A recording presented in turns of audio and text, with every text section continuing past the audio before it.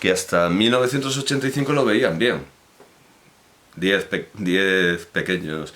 Bueno, recordemos que Hergé, cuyos álbumes han quemado por racistas recientemente algunas escuelas católicas de Canadá que han perdido el norte y el Oremus, reescribió y redibujó lo que le parecía demasiado racista hasta para él, si bien no siempre tuvo éxito, y sustituyó el apellido judío de un malvado narigudo de labios gruesos por otro apellido que, según él, solo bastante más tarde descubrió que también era judío.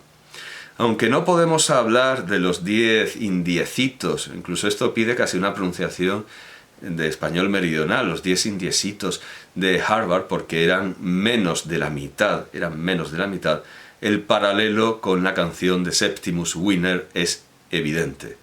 En 1665, el barco de Joel Hayakums, ya digo, voy a pronunciar como entiendo yo que era la forma original que los ingleses querían reflejar. El barco de Joel Hayakums, ya digo, siempre el nombre va a ser veterotestamentario, el nombre siempre va a ser hebreo, el nombre de bautismo. En cuanto al nombre indio, pues yo entiendo que es algo así como Hayakums, que había ido a visitar a unos parientes antes de graduarse, se hundió. Y si sobrevivió, que no lo sabemos, fue asesinado por saqueadores de náufragos al estilo de los de la Posada Jamaica, de esta escritora que tiene tal variedad de temas y de ambientes que muchos sospechan con bastante fundamento que plagiaba Daphne du Maurier. Pero vamos, claro, lo que es espectacular es la película de Hitchcock, por supuesto. Bueno, saqueadores, perdón, hace bastante frío, saqueadores de ese estilo. Y además me he acordado de las escenas en la costa, esperando, seduciendo al barco para que se estrellara y luego, como para no toser. Bueno, pues saqueadores como esos, pero indios. Saqueadores indios. Si fue asesinado, lo asesinó un saqueador indio. En 1668, creo que hay, por supuesto hay un término en inglés para estos saqueadores de náufragos, vendría a ser como naufragueros, pero no sé si existe en español. En 1668, John Wampas, en cierta medida, un precursor de Herman Melville, acabó materializando el deseo que había escrito en latín en su ejemplar del De Officis de Cicerón. Escribió esto: Fungor fruor quetaris affectu quetare, sobre lo que alguien escribió en letras de mayor tamaño. Esto lo sé por este libro. Sí, esto lo sé por este libro, no lo puedo saber por... Ah, sí, claro, pero lo vi en forma digital, así, entrevisto. Sí, esto creo que lo saqué de este libro, sí. Sobre lo que alguien escribió en letras de mayor tamaño... Oh, no, puede que no. No, ya me acuerdo, lo saqué de Jenny Hale Pulsifer. Pulsifer como en la novela de Terry Pratchett y Neil Gaiman. Es Gaiman, creo, ¿no? Perdón, un segundo. ¿Cómo no me puedo acordar de esto? Neil Gaiman, escrito ahí, vale. Bueno, pues sí, Pulsifer. Esto no lo he sacado de este libro, por eso digo que es bastante deficiente en ese aspecto en cuanto a aportar fuentes latinas. Aquí hay muy poco latín y todo depende de fuentes secundarias, pero lo bueno que tiene es que es bastante denso y completo en la información acerca de todos los indios letrados, en realidad todos Nipmuc, de un periodo que va hasta el año, tampoco mucho más allá en el tiempo, yo creo que ni siquiera sale del siglo XVIII, creo recordar que ni siquiera sale del siglo XVIII, el último capítulo llega hasta 1785. Es cierto que se ocupa de los indios o de las letras y los indios desde 1492, habla de Fray Ramón Pané, de Fray Bernardino de Sahagún, etcétera, pero claro, esto no tiene nada que ver con los indios de Norteamérica, y termina en 1785. Y dentro de lo que cabe, pues es el más denso que he encontrado. Aunque he consultado otros, todos con los mismos vicios, los mismos títulos, título original y luego una precisión que no haría falta si el título estuviera mejor escrito, muchas observaciones de lo que ahora se llama estudios culturales en lugar de filología pura, historia pura, etc. Bueno, muchos defectos, pero encuentro cosas iluminadoras. Entonces, claro, quien me ha iluminado mi tesis no ha sido Drew Lopensin, ahora que caigo, sino Jane Hale Pulsifer, que entiendo también que es otra mujer, Jenny, pero sepa Dios, Jenny, sepa Dios. Siempre hay que recordar que John Wayne, entre otras cosas, era Marion, y no olvidemos a Hilary Putnam, etcétera, etcétera. Bueno, pues John Wampas escribió Fungor fruor quetaris affectu quetare.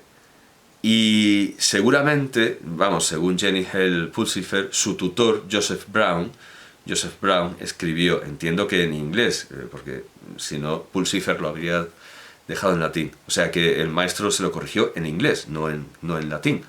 Por cierto que una cosa que me molestaba a Wampas es que allí les enseñaban latín, pero fuera los incitaban a que siguieran hablando en Nipmuc con sus congéneres para evangelizarlos de una manera secundaria, que ellos se quedaran con el latín, pero que con los indios hablaran en su lengua. Bueno, pues el tutor, seguramente, y así lo piensa Pulsifer, escribió John Wampas is a fool. Es como, no he dicho que hay una especie de separación, de pausa versal, o sea, fungor fruor, quetaris affectu quetare. Y le respondió su tutor, John Wampas is a fool for writing fungor fruor quetaris affectu quetare. Lo escribió encima para hacer una crítica al texto en latín, corrigiendo además, o sea, hizo sus marcas corrigiendo quetaris por hetaris, creyendo que en lugar de ser ballenero quería ser putero. Entiendo que es eso, que confundió quetaris con hetairis, pero vamos, como dice Jane Hale Pulsifer en su monografía sobre Wampas, porque no es un libro como este sobre todos los indios letrados, sino una biografía de Wampas, se llama Swindler Sachem o Seichem. De verdad que esto del Nipmuc me supera. Jane Hale Pulsifer dice que hetaris no es una palabra latina correcta, pero no parece que ni tutor ni discípulo sean muy ciceronianos.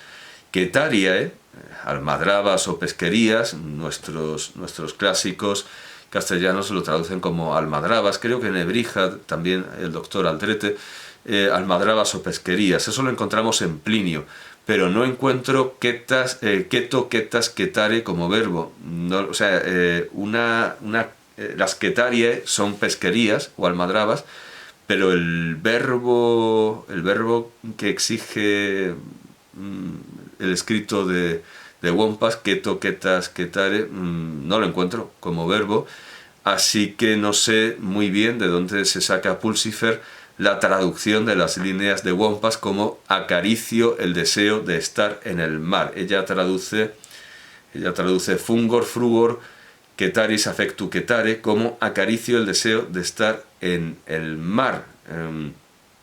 En todo caso, es lo que acabó haciendo, poniendo fin a su vida como erudito e iniciando una muy notable como aventurero. Y bueno, precisamente esta corrección que saco de Pulsifer es algo que, claro, asociado con lo que encuentro en este libro, me hace aventurar una hipótesis. Pero estamos dando cuenta de cómo fueron desapareciendo los apenas 5 indios, no 10, los 5 pequeños indios del Colegio Indio de Harvard. En 1675, John Sasamon o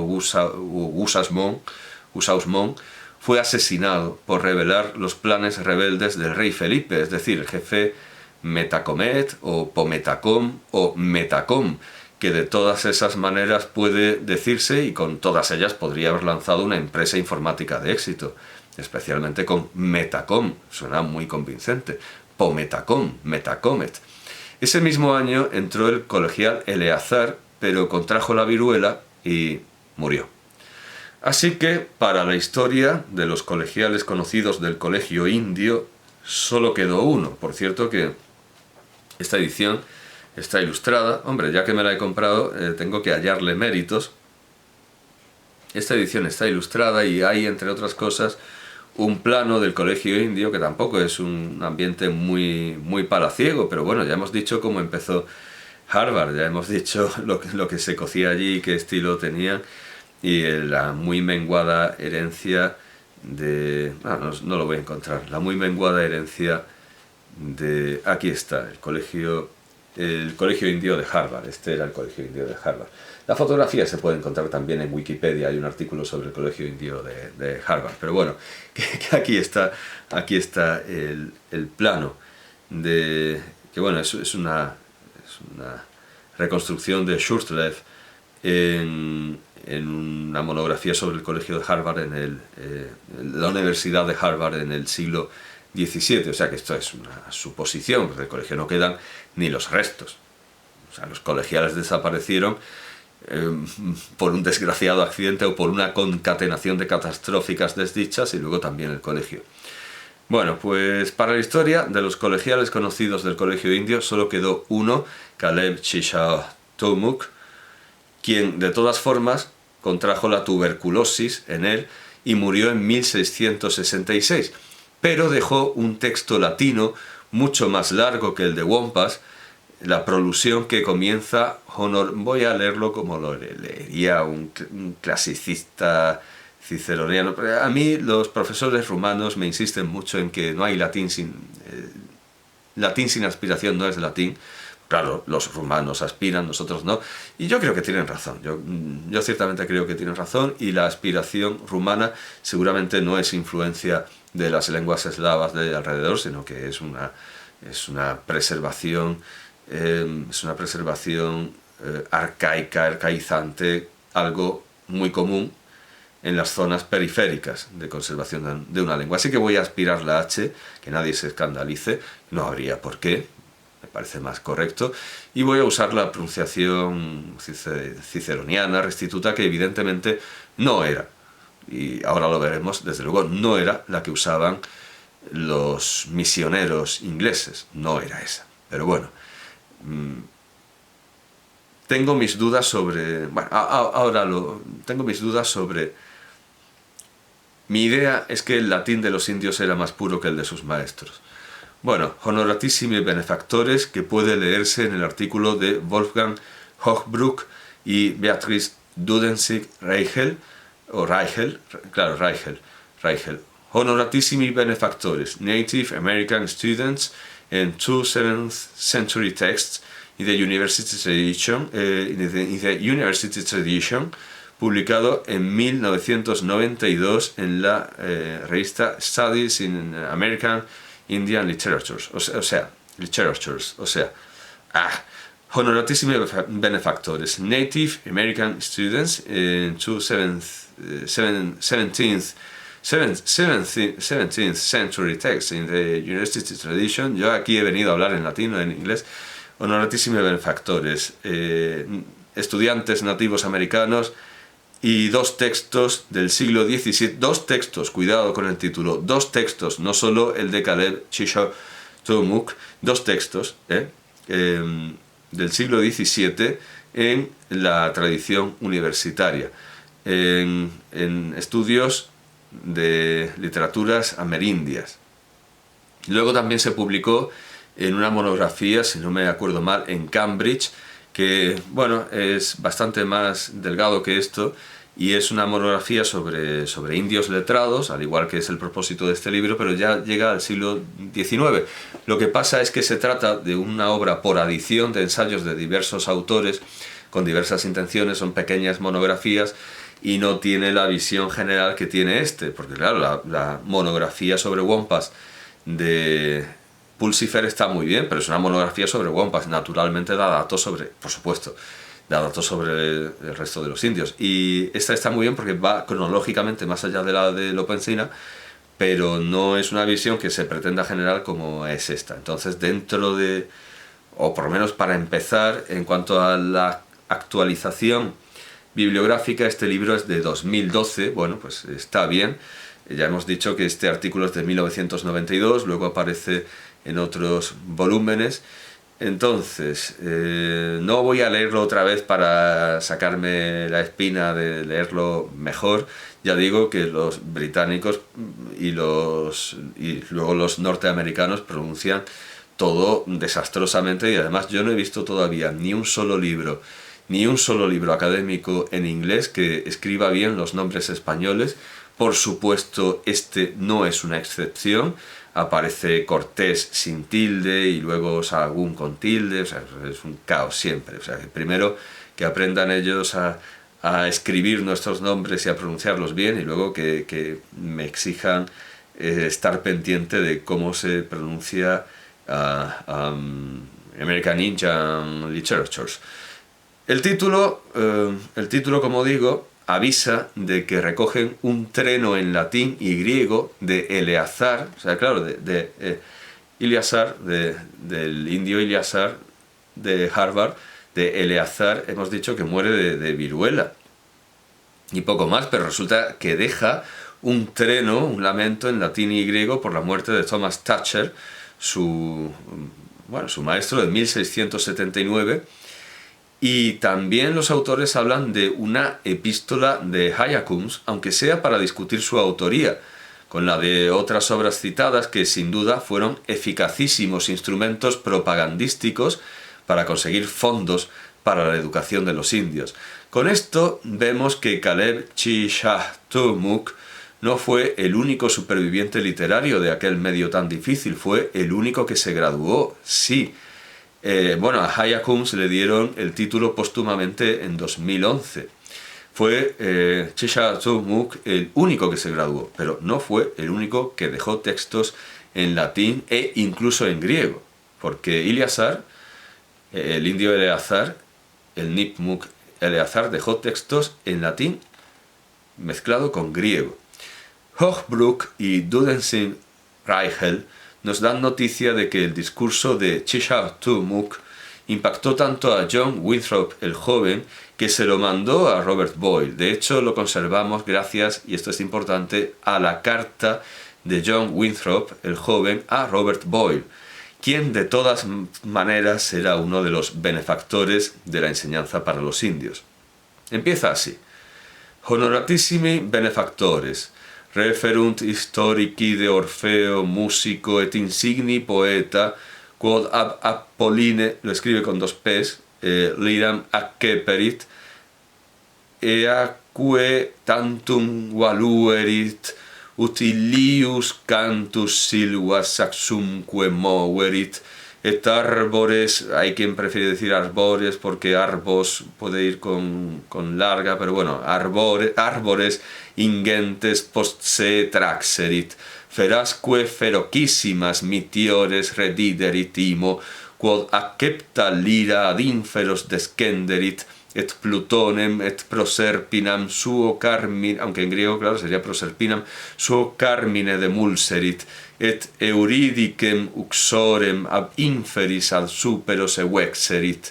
Hoc symbolum esse statunt philosophi antiquissimi, ut ostendant quod